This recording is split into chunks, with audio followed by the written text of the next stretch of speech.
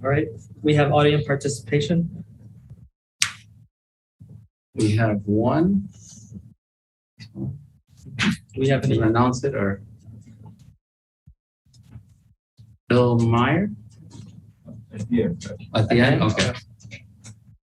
All right, moving forward, we have committee updates. Starting off with recreation. Good. So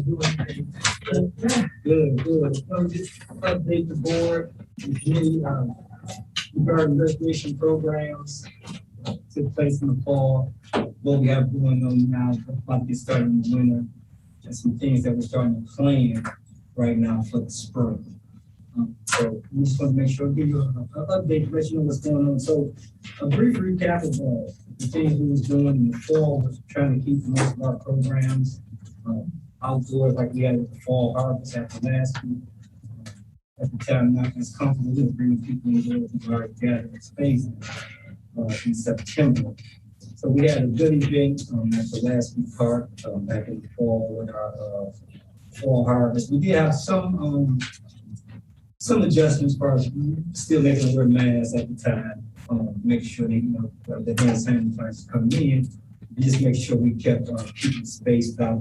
All in all, everybody was excited to be back out there, as well as enjoying the event. Spaced out wise, over 200 people attended that, so it was a good gathering for people to get back together and socialize during that time. Also, we did back at the community center once we got back open at the beginning of July, early August. We brought our senior Kick Fit program back for our seniors residents and Hamtramck. That was a little bit of an adjustment for them to come in back indoors. For us pre-COVID, we was averaging about 7 or 8 coming on the daily Monday, Wednesday, Friday. Still during COVID, we probably averaged about 3 or 4 coming in. But the good thing about it, we got the racquetball courts down there so they feel comfortable with the mask, as well as enough space where they're not on top of each other. And at that time in the morning, with school being in, they're not really dealing with, that's not the right word, I like dealing. The kids are really not there yet as far as when the class takes place in the morning. They don't feel like it's a crowded situation for them. So that's taking place. But what we found though, when it comes to the trips for the seniors, like when we take them to Fire Keepers and Hollywood Casino in Turkeyville, that they were eager to go back on those events, on those trips, senior trips out of the city. And the company, we go through Travel Treasure, have us, make sure they wear masks and keep the bus spaced out. So we had a pretty good turnout with our senior program. As far as the swim lessons, we brought those back when school came back in September. And those numbers was pretty good. I submitted a sheet as far as the numbers, and we had like 29 in the first session and 25 in the second session total in the lessons. And we each class we limited to 5 students. This was before COVID anyway, because of level 1, the high school pool being so small for us, the shallow end. We can't put a lot of beginners in that shallow end in the first place. So even before COVID, we kept it a max 5 to 6 kids. So they all came back, going back for that in both fall sessions, as far as being able to participate. And the small adjustment we had there was the parents, we spaced it out on the visitor thing, and we didn't allow like tons of siblings or uncles or family, cousins, whatever, to come in to keep the people there, not as many people. So that's been going well. Water aerobics, they came back for that as well, ready to get back in water, some exercise, and also lap swim. They love their lap swim when they come in, do laps and play around in the open swim. We had that back too. So it was adjustment getting it back because the water temperature wasn't right for what they used to. Some wanted 82, some wanted 84, some wanted 80. So Rich said we pretty much keep it at 80, 82. That's the final answer, right? So instead of trying to appease and make everyone happy, we're just going to keep it at this temperature and take it from there. So the swim lessons is back open, and plus our senior trips, what we were able to do And then we also in the fall had our kids coming in, our teenagers coming into the center to do cricket 3 days a week. So once the basketball season get back, once it end, we'll bring them back in. So they'll be able to do cricket on the main floor.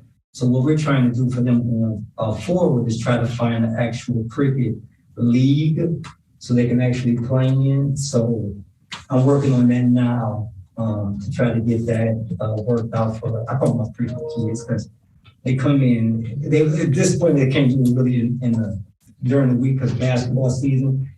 But with the COVID numbers going up, we postponed our Saturdays until February 5th.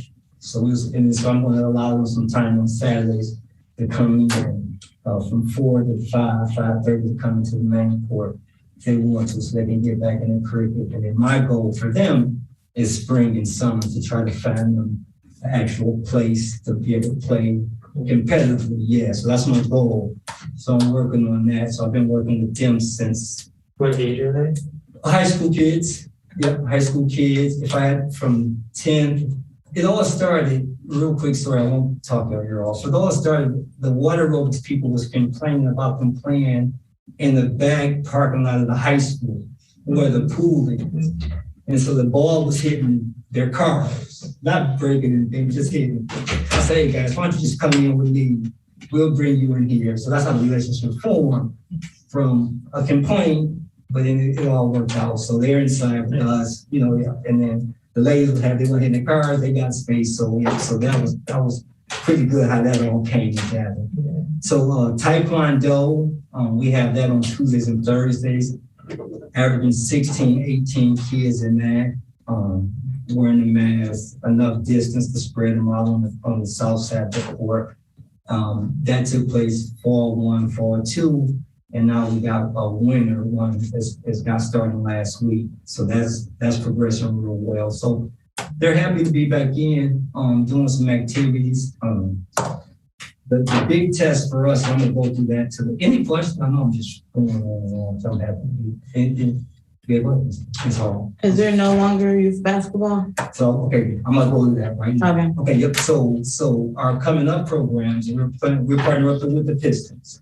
So this year's the first year that Hamtramck Recreation is partnering up with the Pistons to provide the junior NBA league here in Hamtramck. So what that is, I work with the Pistons, or we work with the Pistons to provide each kid who participates in the league a Pistons jersey that they'll be playing during the games on Saturday. Each kid get a basketball who signs up, who signs up and play with us. And also on the 26th of February, we're going to take the kids who's playing in the league to the Pistons game at the Palace, not the Palace, Little Caesars at 12 o'clock on Saturday, the February 26th. But the key is to get the kids back in comfortably playing or in that environment. We were supposed to start January 22nd, but with school being closed, COVID numbers rising, we pushed it back to February 5th. So to answer your question, short, yes, that's the goal. Working with the Pistons to get that started February 5th, and it'll go from February 5th to March 26th on Saturday at the community center. And then what about volleyball? Is that no longer the Detroit Pal thing? No. So I talked to Ms. Bonner about that 2 weeks ago, trying to see if Pal is no longer doing. I say no longer. They're not doing it right now for volleyball or as well as soccer either. So we're going to partner with Detroit Parks and Recreation for our spring soccer, and they're going to play their games at Lasky. So we'll have our kids playing over there, which is close, convenient over there. We just play with Detroit Parks and Recreation. So it'll still be our own Hamtramck team, but we'll just play our games is it 2 days a week? I don't know if it's games. One day a week over at Lasky, practice out here at Keyworth and they'll play their games at Lasky. So volleyball, no, as of right now.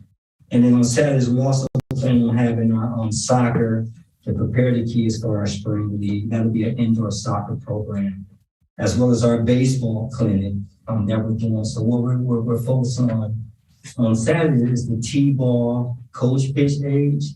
So the goal is to get them started young, playing, and then hopefully that continue to grow them. then they still around, they're playing in high school, and basically they have the fundamentals already set for us playing. So we have that going on Saturdays as well. That's going to begin on February 5th. And also soccer and then basketball. And then also we're going to have our men's basketball league come back. Restrictions, those are nights. 10, depending on the numbers and things of that. That's what we got with that so far. Plus our family trips. This Saturday we're taking to Bowers Farm, Winter Park, we're going sledding, ice skating, and that's this Saturday. We're taking 20 families from Hamtramck there this Saturday from 12 to 4. And then also in March, we're going to a Pistons game. And that was paid for from March of 2020 when they was supposed to go when they was playing the Lakers, right when COVID hit. So it's just pretty much a credit that we told them don't give us, we'll just go another time. So they go on a family trip on that.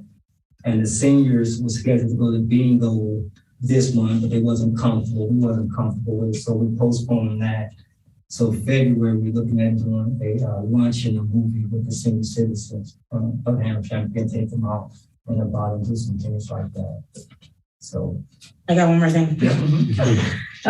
You know, I know this isn't a thing we always used to do, but are we gonna look into like trying to start the football for the kids? Because I know that we usually just focus on volleyball, baseball, soccer, and basketball. And I know that this past year we lost a lot of our players because they came from other schools and they left. But if we have kids learning, like you said, with the baseball, starting young, you know, come and play for Hamtramck. Right, so recreation probably should just do the flag football. Okay. Because it's starting trying to do a tackle football from a district and recreation standpoint is really, so we just focus on, so yes, flag, right. I mean, that's better than nothing. Yeah, so we did have one scheduled for the fall that we're looking into, so we already paid for it, that we could do that, and we're doing that in the spring. I was gonna talk about that at the spring, so you one step ahead of. I was just trying to. No, that's fine, you one step ahead of me, yeah, so, but the actual tackle football, different levels, you know, the A team, B team, C team, D team, yeah, that's pretty. And we took away the junior cheerleading, right? But I know it was there like once upon a time. Yeah, about 5-6 years ago, we had cheerleading. Yeah. So in the springtime, we're looking at doing the spring, and we didn't have everything down because I don't want to do. We don't have the exact dates, but we're looking at working with First Tee golf program to bring golf to Hamtramck as far as getting the kids introduced to it. They will actually play at Chandler Park, right there on the golf course. The cost of First Tee is $40, which is including clubs. But what we're going to do, like we do all our programs, we will charge residents down between $15 and $20 for them to participate. So they'll go ahead and get the golf lessons and things of that nature. They don't really need to come out of pocket for anything, except for just traveling over to Chandler Park to actually, to participate in practice. So we're working with First Tee for that, to bring that, to give opportunity. The good thing about that, if we only have 3 kids or 2 kids or 4 kids, we don't need the counselors because pretty much we're not bringing in instructor when we got to pay for it. We just help subsidizing the registration fee. They go to Chandler Park and go ahead and give the instructions and things of that nature, and get the golf clubs to use and all that stuff. So I met with the young lady about that, so she's going to give me information so we can go ahead and introduce that to the youth in Hamtramck. Like I said, if we only get 1 sign up or 2, we're going to go ahead and go with it. So if they want that experience, we're able to offer that to them. Also in the spring, so I'm working with USTA for tennis, to bring tennis to Hamtramck as well. Back. Yeah. So we had it. COVID struck, then we lost it. Then went away, but I'm working with Jeff Stassen from the USTA to bring tennis back at Veterans Park. So we're working on that for the spring and summer. So what we're going to do in the spring, we're going to have like a 1-day event. And then we're going to have an actual program in the summer. But what we did before we had to shut down because of COVID, I gave them all the gym teachers information So they work with the USTA, the gym teachers at the school, to bring the tennis program into the schools this fall. So hopefully we can get some of those kids who was introduced to it in PE to want to continue on so they can be able to have a program spring, summer to continue to do tennis. So we're working with the USTA to do that. First team to bring golf to Hamtramck, and then we're also having baseball with the travel, looking at doing a travel baseball team, because I got a lot of parents last summer said my kids feel like they're a little bit better than what PAL offer as far as skill level. So we're going to give it a shot and see what happens. And also, like I talked about my cricket program, bringing cricket, not necessarily to Hamtramck, but have a club and then have them play some games elsewhere. And then our normal things that we do in the summer, our playground program and things of that nature that we plan on doing.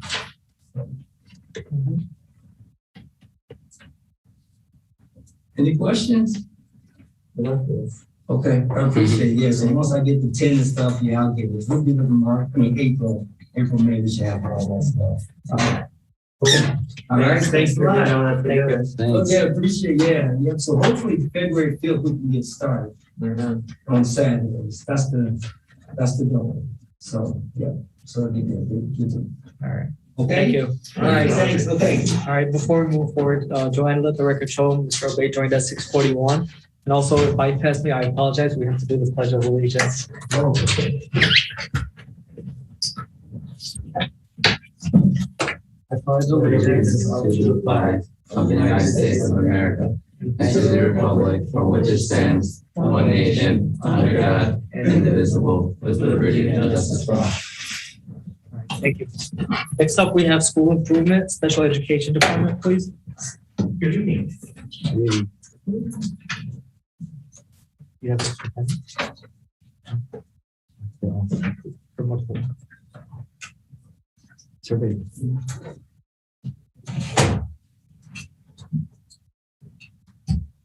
One homeless people. I didn't even know those were there. Yeah. Go ahead and try. Sir, go ahead whenever you're ready. Thank you, sir.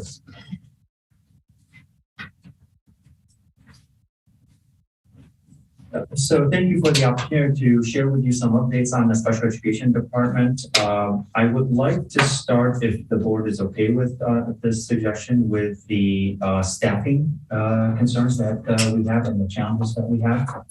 As you know, we have lost a few staff members. The staff members that we have lost include the more critical position that we're worried about right now is the school psychologist. Unfortunately, he was offered a position that offered him a much more competitive salary package than what the district was able to provide and compete against. The unfortunate thing for school psychologists is that they're on the critical shortage list and have been for a number of years. So the recruitment has been very difficult to secure a replacement. Just by way of an update to help the board understand what activities have gone into this replacement effort. There are 6 universities in the state of Michigan that graduate students with a ed specialist in school psychology. Those universities are Andrews University in Berrien County on the northwest side of the state. Then you coming over towards the east side, you have Central Eastern Michigan State. Then coming down to our area, you have Michigan State and Wayne State University and the University of Detroit Mercy.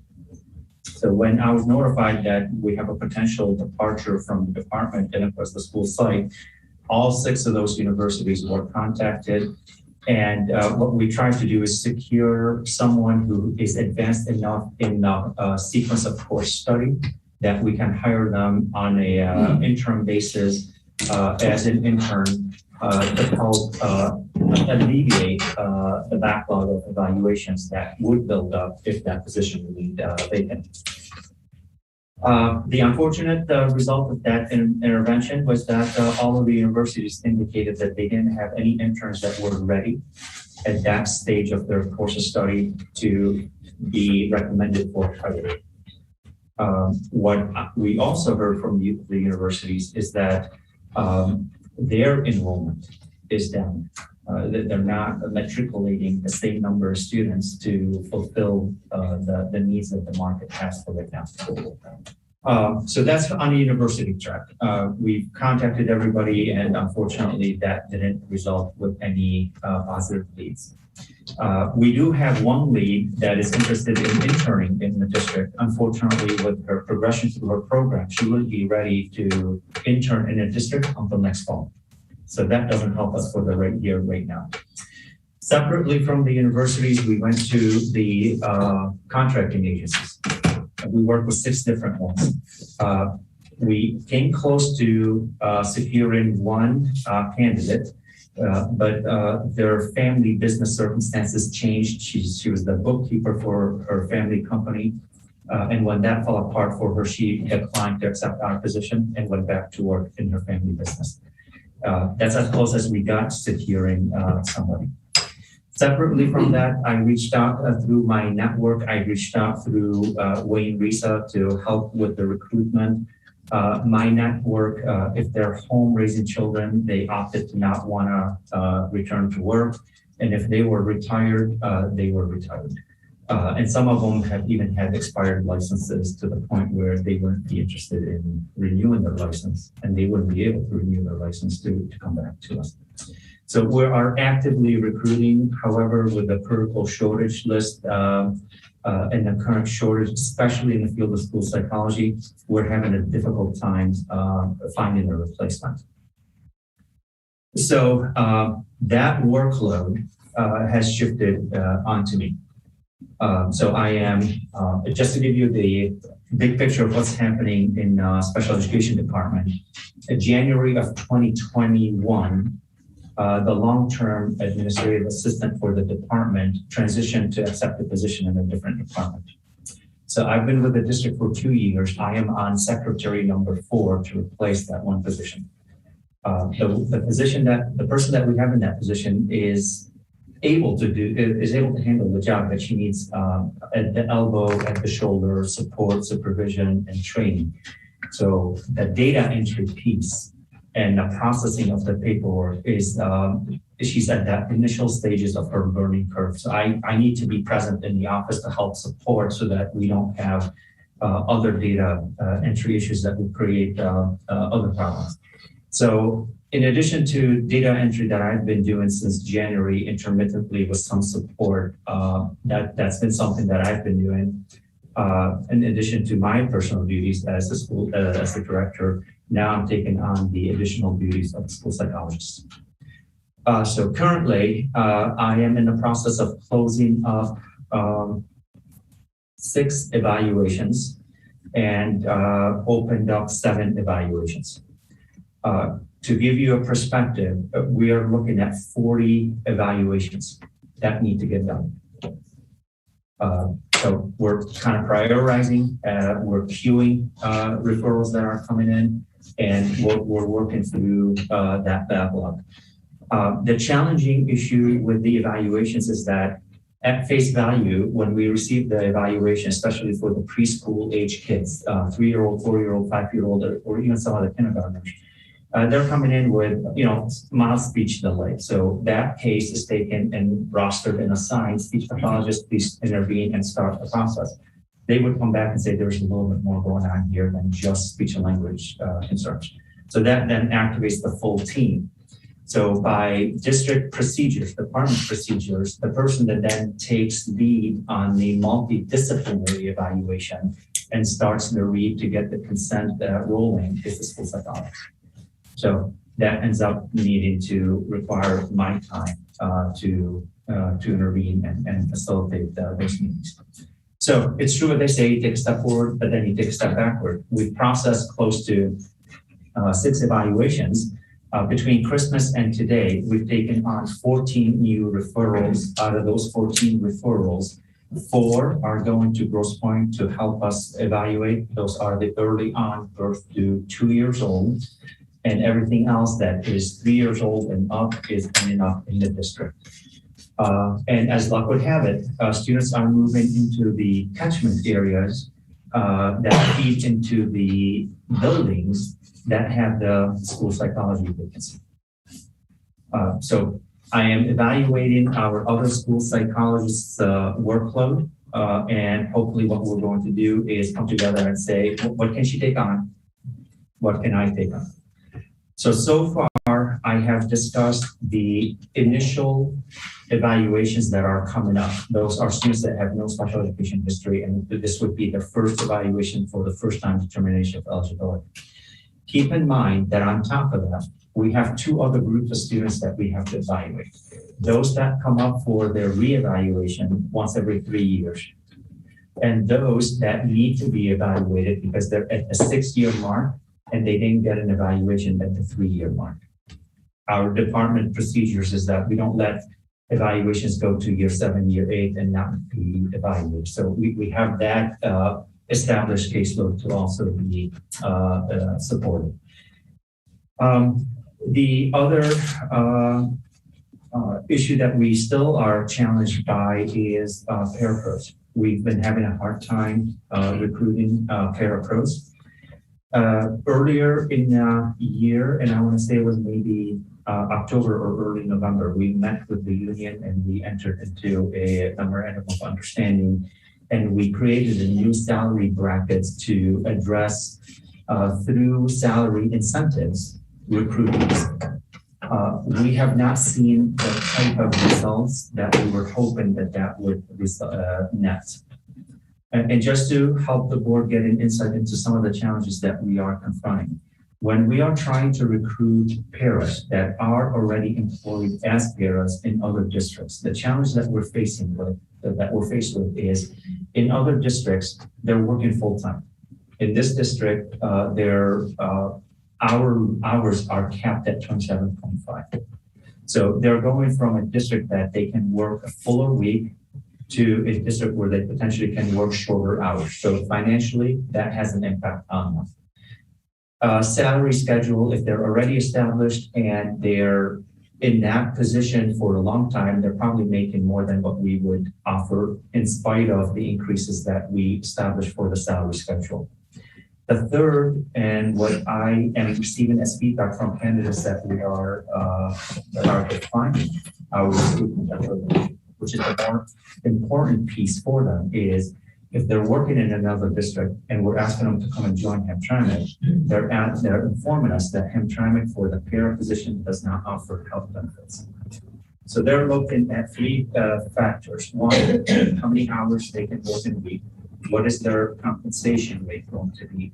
And does the district offer that?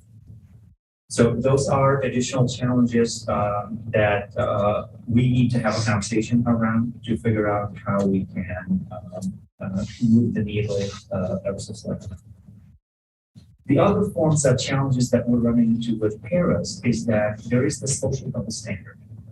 A female para, by social standards, can change, support the toileting and personal needs of children who are of either gender, boys or girls. Nobody raises a concern about that. Some of the paras that were referred for us to consider for hiring, once they understood that a core function of the position is that personal care service to the students,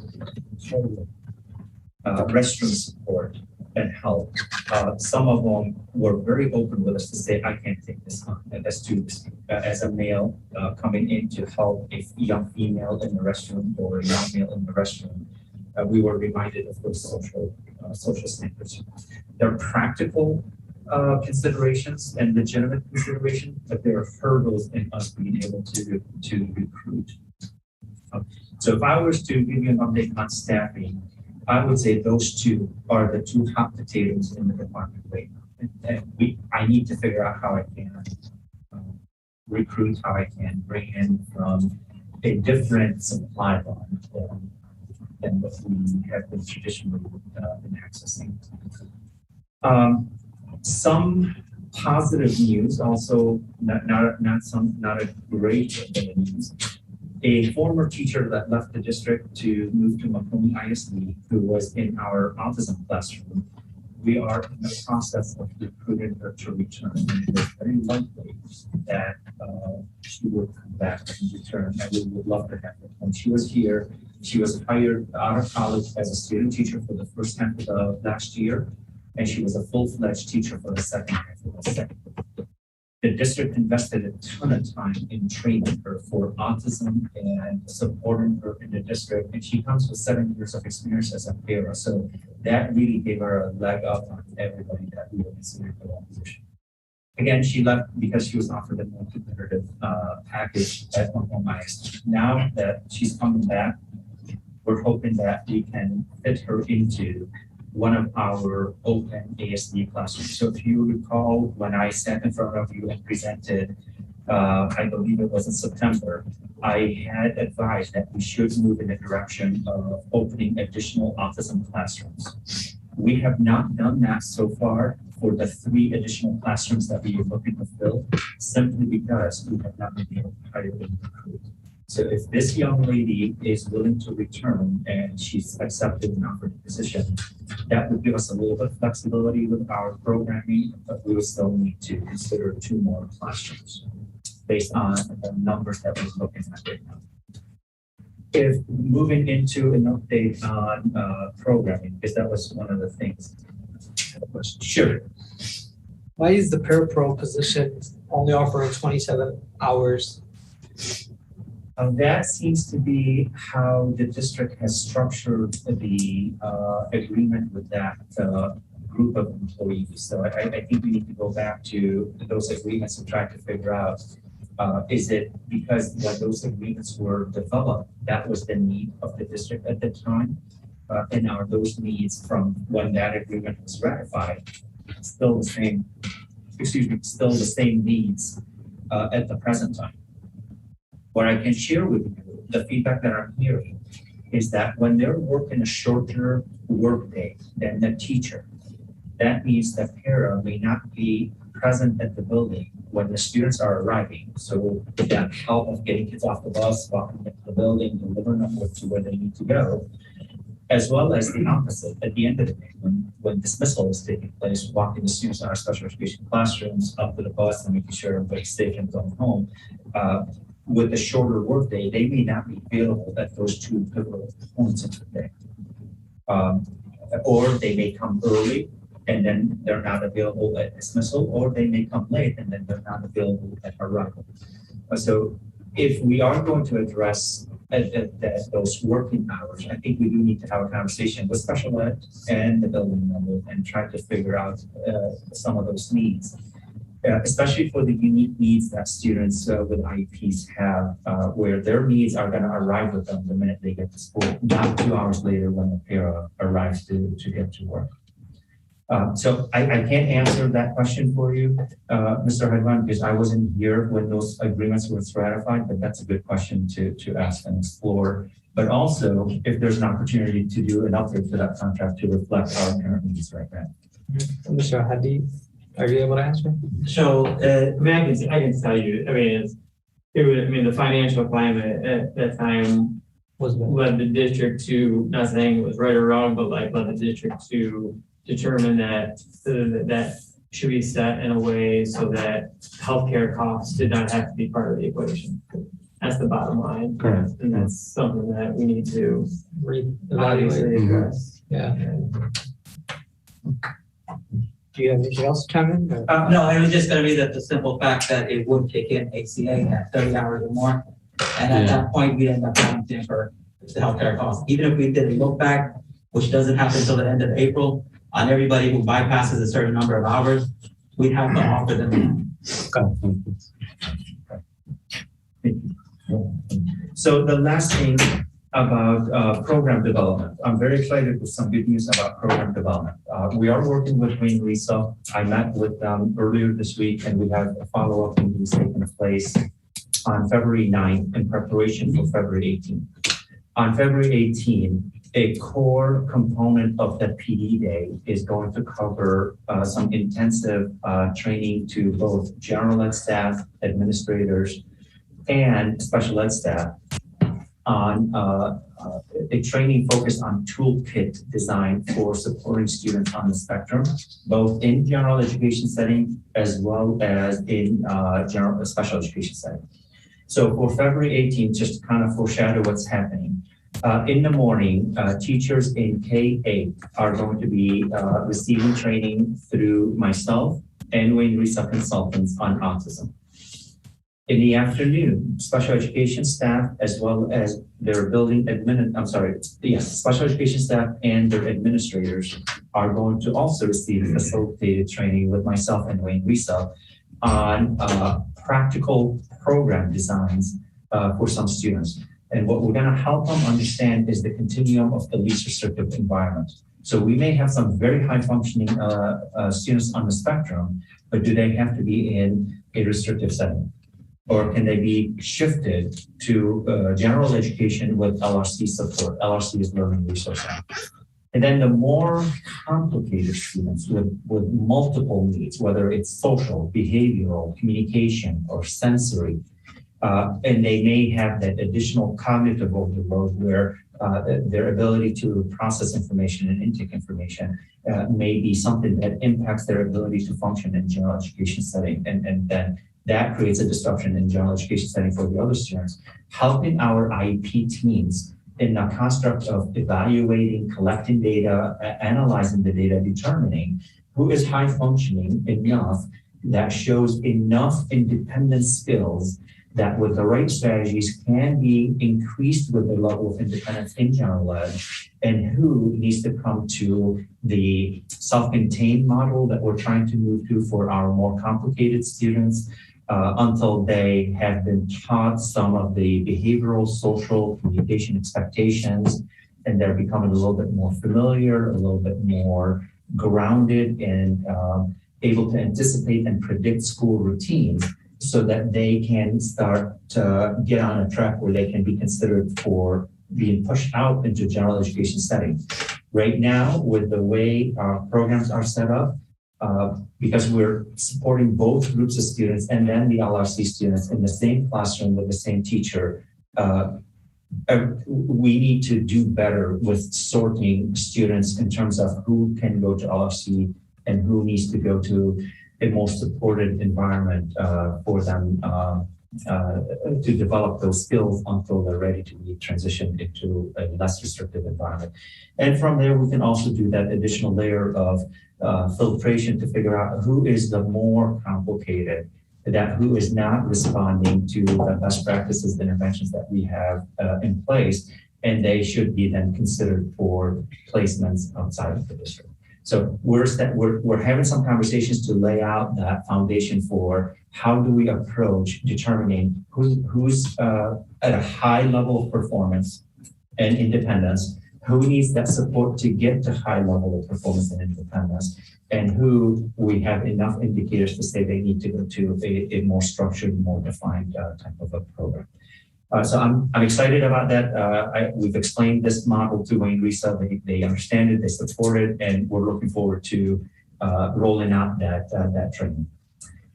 Separately from February 18, we have in April, we have an opportunity to send our diagnostic team, our psychs, our social workers, our speech pathologists, our occupational therapists, and our special education teachers. We're looking at sending 6 different teams to an all-day training on autism evaluation.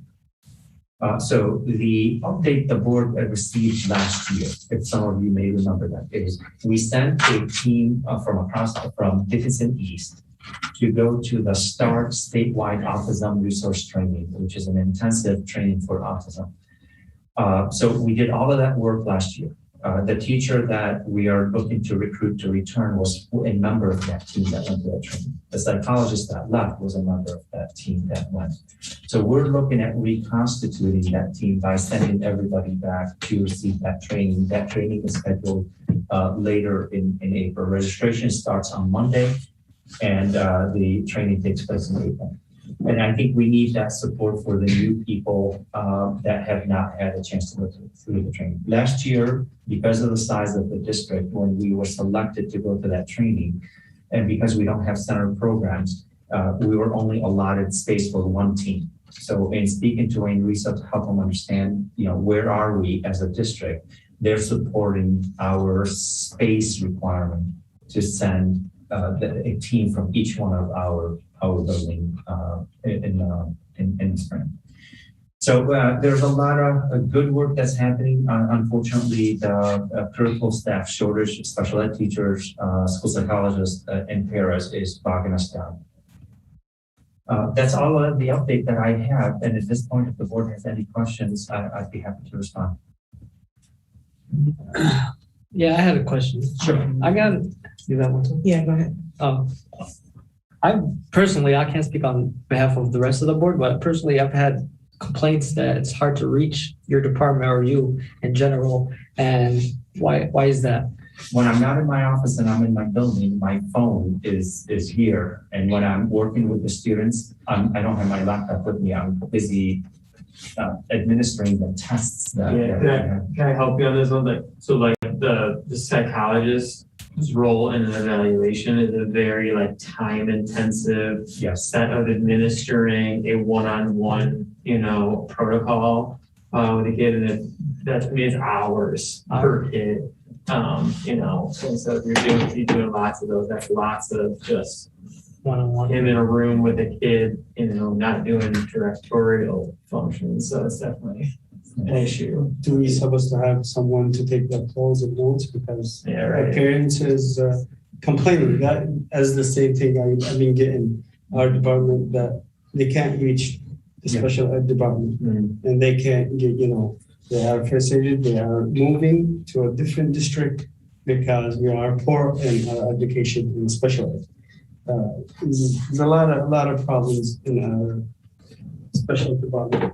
We need to define the problems and work on it. I mean, if you said you have shortage on staff, we need from the HR where they have done to get you staff, and how they've been working on it, how all these things we need to hear it, because we losing people, and there is people complaining about sending back, to places in Detroit and all this, the places. Remember we had 2 years ago a meeting about it. We've got all the parents together. We discussed this. They raised their issues. I have been followed after that. There is a lot of complaining. They still have it. Yes. In our district. I'm aware of the parents' concerns. Hamtramck, by design through Wayne Risa, accessing center-based program for students on the spectrum funnels through Grosse Pointe. Grosse Pointe has a finite number of spaces, and they're having the same challenges with staffing as we have. They started the school year with 3 of their programs not being staffed. So the issue becomes, and I brought this to the attention of the board back in September when I presented. My concern was that with the volume of students that we have to evaluate this year, by the time we work through the evaluation roster, and at that time we had not yet launched the psychologist, my concern was that by November, those programs are going to be full. And that's where we are right now. I've sent 2 referrals to Grosse Pointe. I'm still waiting for them on a response to help me understand if they can accommodate us requesting 2 spots and 2 placements in their district. So going back to Wayne Risa's Act 18 program design, once we exhaust our access to Grosse Pointe, by default, Detroit is the overflow. So if we have a student that needs to go to a center-based program and we reach out to Grosse Pointe as our first choice and they're full, our obligation is to then reach out to the next district on the list. In our area, the eastern region of Wayne County, the only options for autism programming, unless if we have our own, is going to be first is Grosse Pointe and second is Detroit. So back in October, when we were reaching that point where we needed to start placing those referrals for students to go, I reached out to Grosse Pointe, they were full. I reached out to Detroit, they were full. And that was communicated with the special education teams to help them understand it's going to get to a point where we have to start keeping our students for this year.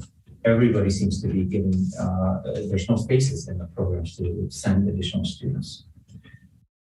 And that's part of the work that we're doing with Wayne Risa. The intent of sending a team from Hamtramck last year to participate in the autism training is to build capacity at the local district level, so that some of the students that are on the roster for evaluation, depending on how their profile comes up, and if they turn out to be mild to moderate, those students should be kept in the district in the least restrictive environment.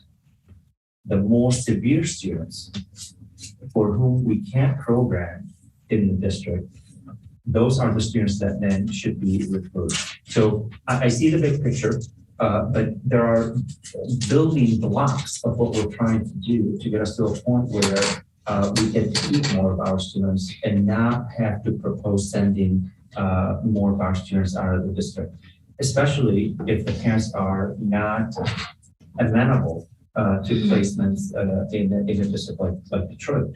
Nothing against Detroit. I visit those programs and I do attend IEPs in those districts, in those classrooms. And I can tell you, they're providing quality program. If you can get past the initial shock of what the neighborhood looks like or what the building on the outside looks like. And then there are some other concerns that parents have shared, and we've discussed those before. But at some point, you can't build enough programs and hire enough teachers to keep sending kids out. At some point, you have to invest in building local capacity, train the staff, open local resources, and then identify students that need a more restrictive placement and a more restrictive setting. And that will ease the pressure on center-based programs so that they're not always full, supporting mild to moderate students, and then they become more specialized for the more severe students, the more complicated student with the multi-layered needs. But for the phone calls, I'm with you. I agree. Mr. Nagy and Mr. Nadi will attest to it. There are times when I was directing staff at 2 o'clock and 1 o'clock in the morning, responding to emails and asking them to move some pieces around. But if I am not in the office and I'm out in the buildings, then the phone call is not going to go. It is not going to get responded to. I will do my best to respond to parents within 24 to 48 hours. But if my day is staffed and I'm consistently out, then I will get to parents as soon as I can. So you don't have an assistant? I do have a new assistant that is 2.5 weeks in training. And she's at a point right now where she's not fully aware of the full operation of the department. So at this point, in the process of coaching her, mentoring her, teaching her, the full spectrum of what is a special education. Just take the notes from parents, and maybe you can answer the rest. So that's where we are right now. At least someone who can take information and pass it to you to reach out to the parents. I mean, we should have. In the interest of time, as we ask Mr. Nagy to look into the communication issue more and present us with some possible solutions.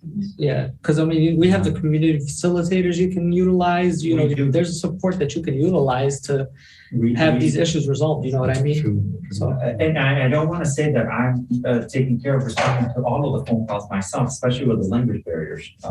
So we do rely on our community facilitators to do the door knock and deliver the letters, especially for the parents that we've attempted. We've sent letters in the mail and that they haven't responded. And we do the follow-up with them. So we do use them. We are strategic in how we use them. We also use our interpreters and translators. Mrs. Al-Najjar and when Miss Shamim were here, they were phenomenal. And Ms. Jasmine, who's Akhtar, who's here right now, they're helping. So we are utilizing them for the language barriers. But the other piece of it is that we're not always attached to our phones. So if you called me and a day later I'll call you, and then you either then call me back, or if I call you back and then it ends up being a phone tag, but then I'm wondering if that is what is also contributing to some of the frustrations.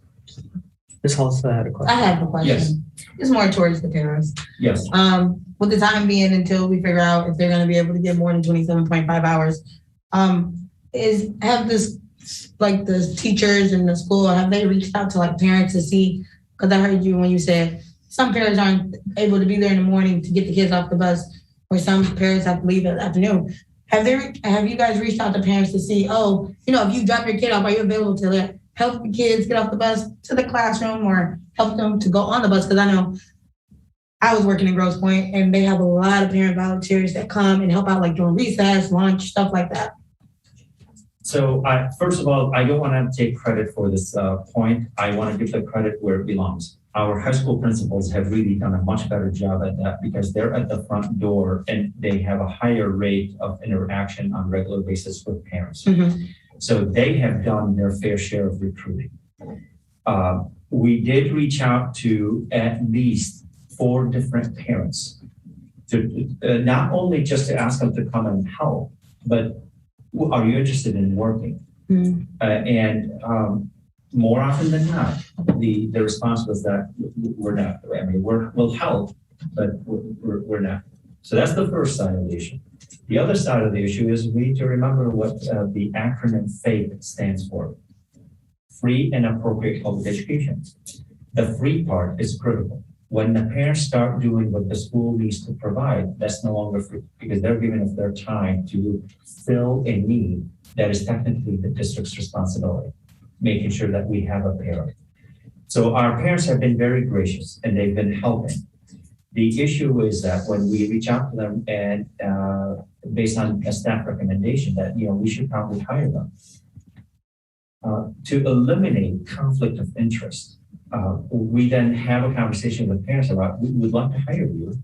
Let's interview, apply, let's interview, with the understanding that if you're selected and offered a position, I can't have you work with your own child.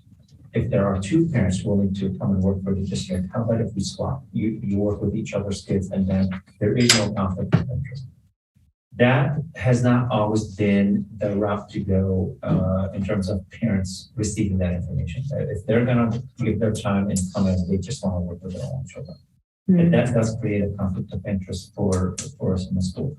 I do want to pick up one piece of one thread that you hinted to, is that can we develop our cadre of parent volunteers in the meantime just for a short-term solution? I think that's a worthy effort. Anybody else have a question? Yes, I do have a question, and this is maybe go to superintendent, interim superintendent, and especially the transportation. We have a problem with transportation. What have you done, guys? In regards to this in general, or just just special ed. Special ed for the day-to-day updates. I have not received a single phone call of a complaint about transportation. I can tell you back in September and October, when the district made a decision to go a different direction with the way transportation was allocated, yes, we had a serious problem on our hands and we had to work through solving it. So there were shortage of bus drivers, but then because the resources were allocated to transport general education students, special education students ended up without transportation. I was very vocal about that and I spoke to that in September. So we had to reprioritize that. So unfortunately, the supply chain issues and the district reconfiguring and walking away from transporting general education students in special education, we then were able to regain the transportation quantity of allotted buses to meet our needs. So that's the first bonus that happened. And I want to say that situation settled by mid-November. So it's been solved. It's been solved, but in solving it, our transportation contractor had to rotate through a couple of different vendors until we got the right vendor with the right fit and the right mindset to customer service in terms of how they approach it, how they approach providing services to the parents, that things started to calm down. First and foremost, one of the chief complaints that we communicated to our transportation department is that we don't care if you use company A or company B. At minimum, we want the drivers to be courteous to our parents. But just like they say, every coin has 2 sides. So the other side of it, some of our parents have requested some have placed some demands on transportation. Call me when you get here. I'll come out of my house, I'll take my kid and we'll put them on the bus. So we have to work with some of our families to help them understand that bus that's coming to pick up your child, that is not the only run that bus is doing. That bus is probably running first route. When they're done, they're coming back and doing second route. And when they're done, they're coming back and probably are doing a third route. So when you're late coming out of the house, we allow up to 2 minutes per family to get onto the bus. And for students that are in a wheelchair, we allow 5 minutes for the family to get down the stairs, sidewalk, onto the lift, get and get buckled before the bus drives. So we've had to explain that to our parents that when you're late to get your kid on the bus, there is a ripple effect that every kid that's being picked up after you is now late. And it's not late because the bus was late. It's late because we got your kid on the bus late. And the same thing on the back end of it, when kids are coming back home. Parents that don't show up for up to 15 minutes and the bus is waiting, then we're getting those phone calls from the parents that are worried. You know, where's my son or daughter? I'm waiting. Is everything okay? So we've had to send letters, we've had to make phone calls, we've had to sit down with parents and explain to them, you know, we need to be a little bit more courteous and neighborly. So if you don't want your kid late, then don't create a situation that causes the other kids to be late and that ripple effect. So the ripple effect, especially in the afternoon, ends up being that when the buses are late doing their runs and their drops, the third run the bus has to go get, those kids are stuck at their schools, the Saturdays programs, and that staff has left. So we've had to have those real conversations with parents to help them understand, you know, we'll try to accommodate as best as we can, but at a minimum, when we give you the time, we need you to be within that range of time. If you can be 2 minutes early, you're on time.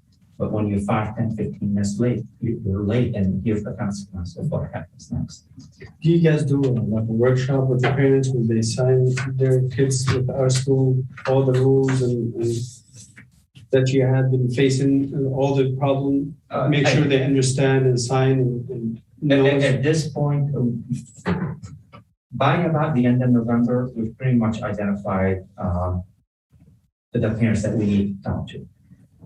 So we've had those conversations. So we have that general. Like often you mean? Like a bus contract. Like when I bring my son in, register with your special ed department, you know, it should be the election, you know, or a workshop told me what need to be done from my part as a parent, so not to affect transportations, other things, you know, delayed for other people. So to understand that I have to pick up my kids. But this time is registers for me to drop my kid. I have to be prepared that time. And also, if they need to reach out to me, all these concerns.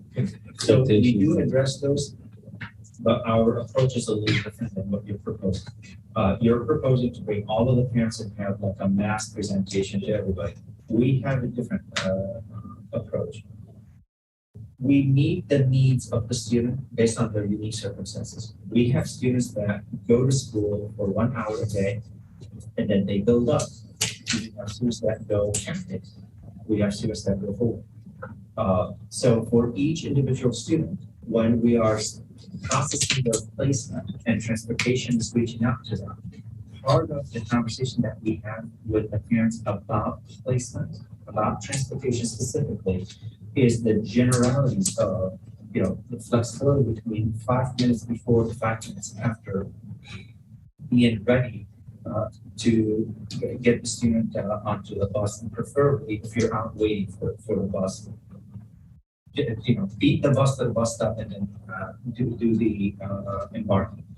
And the same thing about waiting about 5 minutes before, but being flexible with your time to 5 minutes after, just to allow for the afternoon traffic for bus delays, accidents on the highway, or, you know, back up in the narrow streets of Hamtramck. For the most part, our parents are very gracious and understanding.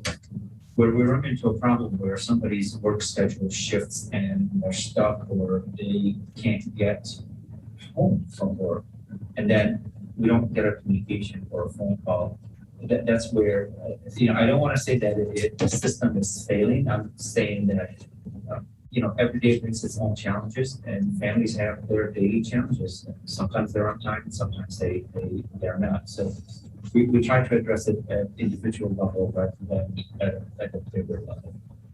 And our transportation department does give them the heads up about when transportation starts, the routine of how to get onto the bus and how to wait, where to wait. I'm not seeing that is a concern. The bigger concern is parents requesting of the bus drivers to call them or text them when they get to the bus stop, and then the parents will bring their children out. We can't.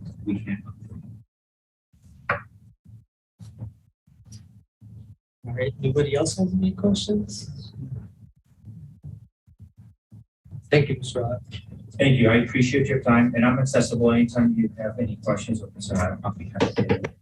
I was looking through my note. I had a note, simple question. I think I misplaced it, but I will make sure to Sure. forward I'd be it, happy to. and I'll forward it to the rest of the board. And hopefully the next time I'm updating the board, I'll have some better news about staffing. Unfortunately, when we spoke to Wayne Lisa, they reminded me not only Hamtramck is not the only district that's having these challenges. But the parent doesn't know that. Well, yeah. I'm sorry it took longer than what time I was allotted, but I hope that you have the information you're looking for. Next up, we have other business, COVID-19 updates. And that will be conducted by our wonderful curriculum director, Ms. Rebecca Brewer. We had board meetings tonight when she got dressed and left one this morning, so I'm sorry. No one's looking at your sneakers. I apologize for my apparel. I'm kind of pinch hitting for Melanie because she wasn't able to be here tonight, and I have only recently joined the conversations with the committee, so please forgive me if I fumble a little bit. But we are excited to communicate that we are planning to go back in person next Monday. That is the plan. And it's Melanie asked me to convey to you guys that currently Hamtramck and Wayne County are still at a severe category, that label, but with downward trends for total case numbers, hospitalization rates, as well as positivity rates from 40% to 24% positivity rate. So she's optimistic. I think Maggie's optimistic, and we're all ready to get our kids back face to face. So that is the plan we're rolling with as of this moment. I think you guys have the link, I hope, to this document that I'm referencing right now. Okay.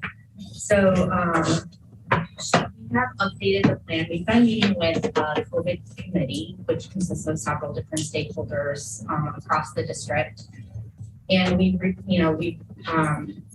had several meetings with them and collected their feedback and tried to address their concerns to the best of our ability. So probably the whole first half of this document looks very familiar to you because we are going to maintain the mitigation strategies that we had in place in the fall. But then if you can scroll down to, I don't know if you guys see the highlighted, do you guys see the yellow highlighted or no? Under we're all looking up there. Yeah, I did. I don't have mine now. I see yellow. Okay, so midway down, there's like a bolded title that says HPS District Added Mitigation Measures. And that's the new response. So we're keeping all of the original pieces in place, but we're layering on some additional pieces. So there's a bulleted list there. I'll go ahead and read them if you guys don't mind. And I can send the link to the board right now. Yeah. Give me one moment. It's in there. It's in there? You guys got it? Okay. Yeah. So we are going to continue offering and promoting vaccinations. We're having vaccine clinics. We just announced another one at ECE today.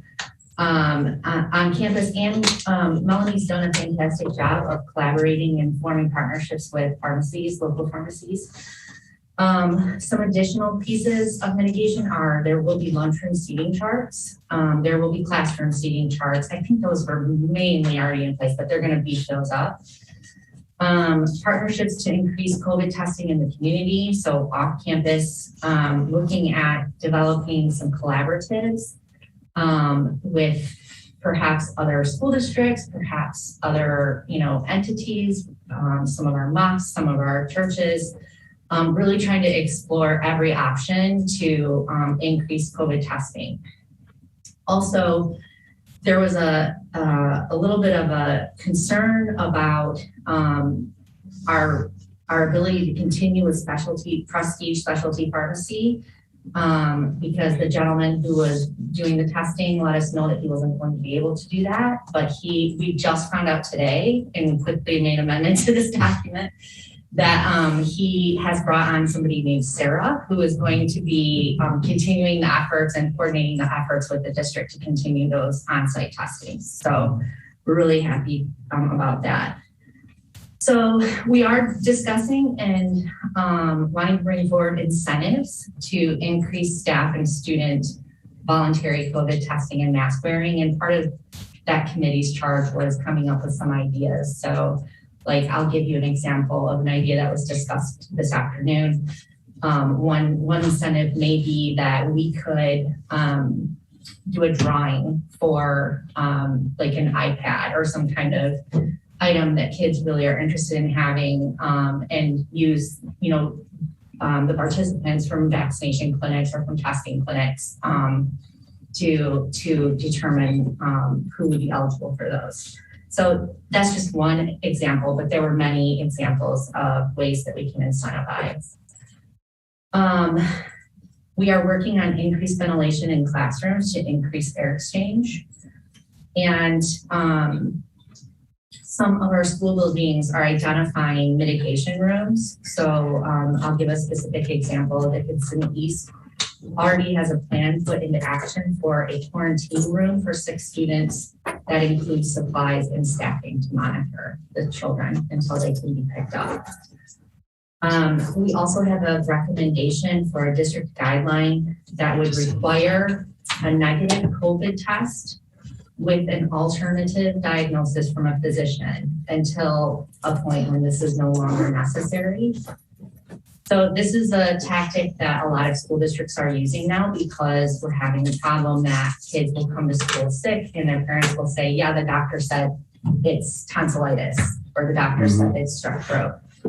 But unless the doctor or the family pursues a test, either through the doctor's office or through another mechanism, and they can bring forward a negative test, we're going to require a negative COVID test if they have an alternative diagnosis from a physician. I'm probably not explaining that really great because I'm not a medical person. But, okay, does that make sense? Yes. Okay, good. And then at the bottom of the document are just a number of different testing sites. And I do know that before I move on to the quick survey results, I do know that Mr. Nagy is working with Lambert, our marketing company, to put together some visual pieces that will convey all of this information in a way that's easy to consume, and that we'll be having those things translated as well. So, and then the last piece that Melanie asked me to share with you was the family survey results. So we actually had a pretty good response. It's the best response I've had on any survey I've done since I've been here. So we had 519 responses. Yeah. And many households have at least 1 to 2, 3, children at home. So yeah, so you can estimate, that would represent roughly, close to 1,500 of them. So, so you can see the results are pretty split. That 58.5% of the people who responded indicated that they would prefer to return to in-person learning. About 41.5% indicated that they would feel safer staying virtual through the end of January. I think it's really interesting if you look at the very bottom chart. The most readily identifiable result there is lower COVID positivity rates is what was driving folks. But also if you look down to the next farthest over to the right, it's both lower positivity rates and higher vaccination rates. So that's really indicative of the need for us to continue to work on promoting and encouraging vaccination in the community. So there's a really cool idea that came out of the committee that I haven't even had a chance to talk to Nabil about, but I'm sure he'll be all for it. But the committee would like for different leaders in the community, which could include any of you as well, to participate in a video, a really quick one that would really encourage families to consider testing and consider vaccination, and maybe even if like a leader named Mr. Nagy wanted to like actually submit to a test on video so they can see that it isn't the old brain rake that we used to have to get when testing first came out. It's really just non-invasive now. So we're gonna, I know Melanie's gonna be finding your ear on that one. So we'd like to get some ears. Sorry? There you go, we already got. Okay. Because I do every week. Yeah, that'd be great. That would be excellent. Any of you guys would be excellent, choices to include in that video because the community knows you, they identify with you. So it'd be great. Okay. And that's all I have, but I can try to answer any questions you have. The question, maybe Mr. Nagy, Sure. did we get any of the direct testing shipment from the state? Not yet, but we ordered quite a few, several thousand, but we're still waiting for those. Are we confirmed to get them? We're supposed to. Yes, Melanie said that she was confirmed, yeah, but that she was also informed that it could be a back order of like 4 to 6 weeks. So it's still in our hands. Yeah.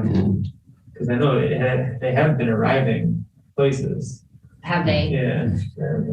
I don't know like how they prioritize or if it was like in order, first come, first serve. I'm not sure about that one. And it's monthly too. So if they do ship them, we do get them on time. We're looking at getting, we requested 3,000. Okay. So that would be 3,000 a month. Can Melanie, update us on that one, maybe? Sure. Yeah. Yep. I'll ask her. Is it okay if Joanne just emails you guys? Yeah, okay. that'd be perfect. Okay. All right. All right, great. Thank you guys. Thank you. All right, next up we have DCFC Sublease. Hi, good evening. So I'm Todd Kropp, filling in for Sean Mann tonight. Couldn't make it, so thanks for the time. Just hearing the previous speakers, it's clear you guys have a ton of issues deserving your time. So really appreciate being before you. I'm not sure how much information has been shared, so I'm filling in for Sean. So I'll give a few quick updates and then just going to answer any questions. So we're before you for consideration of a sublease between Detroit City FC and the Detroit City Clubhouse. So we have moved forward with obtaining a permanent liquor license through the clubhouse. Administratively, it makes things a little bit easier. It doesn't change the nature of the lease between the school district and DCFC. We're still limited to the same number of events, same setup at the stadium. So none of that is really changing. So in November, we did get the approval from the state of Michigan, the NLCC, for that liquor license. Really today, we're just here before you to see if we can, get the sublease signed. Our home opener is on March 19th. So there is some timing elements for us. If we don't have them in place by then, we need to make some other arrangements. Just want to continue our partnership with the school district, the city of Hamtramck. We're continuing to provide tickets to students, to our matches, and we rely on some of the students from the athletic department. Brian Anderson's been a great partner to identify students who can work the matches. So for us, it's been a great partnership, and we just want to continue moving it forward. The liquor license just helps us keep our match days going. It is a revenue generator for the club, but it's part of the match day. So. Got a question. How's the old contract has been working with DCFC, like with the liquor? You guys serve the fair in that. Yeah, so previously the lease between the school district and DCFC allowed us to serve alcohol. Previously, we were doing it through special event liquor licenses. And so for each match, we'd have a nonprofit partner that will partner with us on the event. Part of the issue is the state is also scrutinizing those special event liquor licenses. So we're trying to move away from that. Okay. All right. Anybody else got any questions? It's not so much about the topic hand, and maybe this is for another future meeting, but because I think some of us have been here a while and some of us are newer, and I feel like it would, because there's a big backstory to the partnership, and there's like a lot that has gone into it, and there's been a lot, it's not a typical school district arrangement to have a partnership like this in the first place, but then also the number of developments that have taken place is, I think, helpful for us to all know about when we're talking about nurturing this relationship. Just because, we had a football field, soccer and football field that was very close to being condemned. Yeah. We were so far past the lifespan of the turf there that it was potentially going to be dangerous for us to even be able to play MHSAA certified sports games. Because of this, exclusively because of DCFC brought in the Ralph Wilson Foundation to seed us over $400,000 to redo that turf. It's just one of the many upgrades that we are. Not only the turfs, also the seats, and the concrete, everything. Electric. We appreciate the partnership with DCFC, and hopefully continue moving forward with DCFC. And I appreciate you guys being open to our ideas about how to involve our kids in our community, and I think that there's a bright future for that. Yeah, I think it's mutually beneficial. Yeah, Definitely. I just have one thing. Can we make sure our soccer team and football team are allow their practices before anybody else come use the field?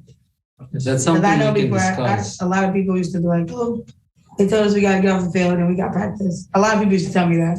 But I just want to make sure that our kids have practice before the adults come and practice. So of course we have that our teams, school teams priority. Yeah, we work closely with the district and Brian to make sure that there aren't any conflicts. Anytime our teams train here, it's typically during the school day. And then, our games are scheduled long enough in advance. Yeah. Mostly on, weekend evenings. So shouldn't conflict, but certainly open to that. Thank you. You want to contribute? DCFC to the high school, we have no conflicts. Administrators and DCFC work great together. And whenever time we need, they allow us and the same is reciprocated. It's all the other, the club teams that we have a little bit of issue with. But we're trying to working that out directly. But DCFC doesn't, they don't even, usually they're practicing one of our school days out there. So just FYI. So it's not DCFC, it's Hamtramck soccer. The clubs are in the city. Okay. Yeah. Not the hunter, because our school is for anyone. Yeah. Right now, I'm saying the Hamtramck soccer team also practice over here. There is two clubs. Yeah, the city Hamtramck, yeah. United and FC. There is two clubs here, and small club.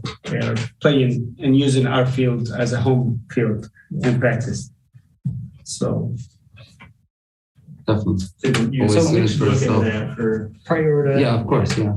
And we're already in the process we'll continue that dialogue on even the use and also with the rec department as well and at the evening activity. So we sat down and discussed, arrangement where our students get more practice time and where that comes first. With the community center, it's also the community center, right? For the rest of the community, but we're working something out and we'll continue having dialogue but the contract, has it been submitted to our consulting to look at it, the new contracts? Is it a new contract or? It's a sublease. Sublease? It's between DCFC and the Detroit City Clubhouse. I believe Sean has submitted it, but if not, we can. I didn't have my, just, I mean, did it go through our Legal team? Like legal, I'm Yeah. pretty sure, but, I mean, we can, I'm quite certain, there's a lot of emails. We can double check and get back. So, I mean, can we always? I mean, I know I can't say finally, but I know as of a couple of weeks ago, Mr. Butler was involved. Aware of that? Yeah, I don't want to say for certain, but I'm almost 100%, but I'm pretty sure we did. And I think it was in boilerplate as well. Do you know?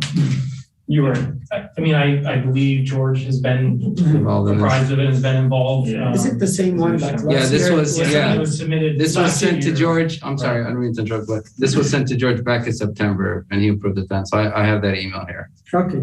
No, is it the same one that we had it?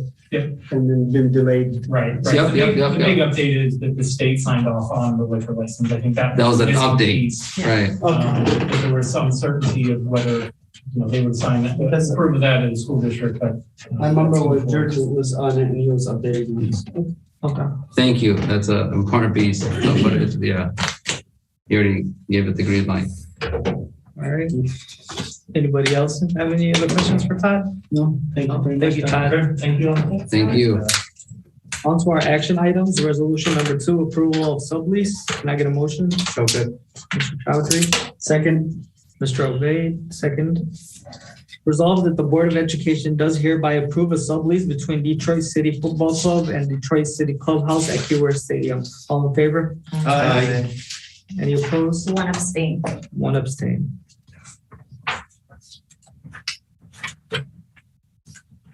Resolution number 3, approval of laptop purchases. Can I get a motion? Motion by Mr. Major, I'll second. second by Mrs. Watson. Resolved that the Board of Education does hereby approve the purchase of laptops and charging cards from trucks for the adult education program totaling amount not to exceed $54,746. All in favor? Aye. Any opposed? None. Resolution number 4, negotiations. Can I have a motion? Motion. Motion by Mr. Obeid, Watson, second. second by Ms. Watson. Whereas the integrity and confidentiality of negotiations require adherence to certain legal and best practice parameters, and whereas the board must remain attenuated from the actual negotiations in order to confirm to those parameters and prevent exposing the district to legal liability. Now, therefore, the board resolves as follows. The board hereby appoints Superintendent Naji as the chief negotiator for all labor negotiations for contracts expiring in June this year, and delegates him the authority to appoint negotiation teams for that purpose, which teams shall be vested with the authority to negotiate proposals for the tentative successor, collectively bargained agreements with the district's represented employees within the economic parameters established by the board through approved budgets for the district and subject to final board approval. The board does hereby resolve that no board members shall have the authority to speak for the board or district on or advocate with respect to the matter subject to bargaining and negotiations or to be bargained and negotiated unless specifically authorized by the board or otherwise called upon by the board to do so, and that each board member shall direct any and all inquiries concerning bargaining and negotiations or subjects that must be bargained or negotiated to the superintendent, and shall not engage with the discussion with respect to any such subject with a bargaining representative or employee representative by bargaining representation.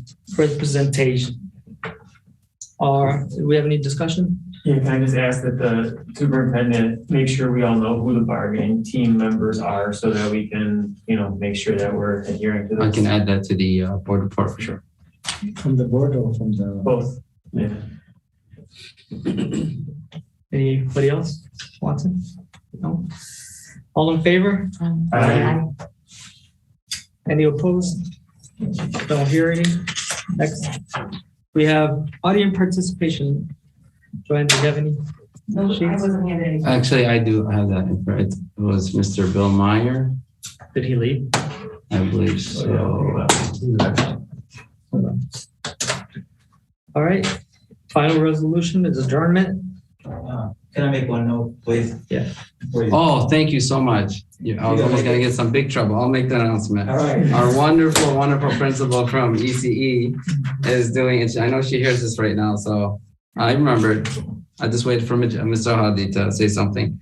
So ECE is doing their second Peace, Love, and Vaccine Clinic on Thursday, February 3rd from 8 a.m. to 10 a.m. So again, they're doing their second Peace, Love, and Vaccine Clinic on Thursday, February 3rd from 8 a.m. to 10 a.m. Thank you. All right. We should all help publicize that. Yeah, Oh, put it for on sure. our Facebook page, Yeah. please. Yeah. Oh, she made sure to get it out there, and we do. There is a, But us, I mean. Oh, okay, yeah. there is like a template of advertisement. Like No. for social media and whatnot. Yes. And she, Oh, they put up. No. Like the information is drawn in. yeah, the building principal creates the flyers and then shares them out to families. Yeah, but typically, yeah, To get shared in social media. we highly encourage on social media, like events at the school and so on and so forth across all the, and the key communication is all we use. All right. Do we have any additional board discussion?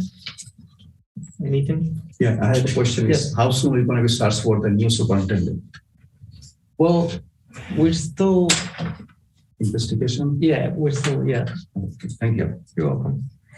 All right, last on the list is the meeting adjournment. Can I get a motion? Motion by Ms. Hall, seconded by Shokat. Resolved that, Ms. Hall, seconded by Shokat, Mr.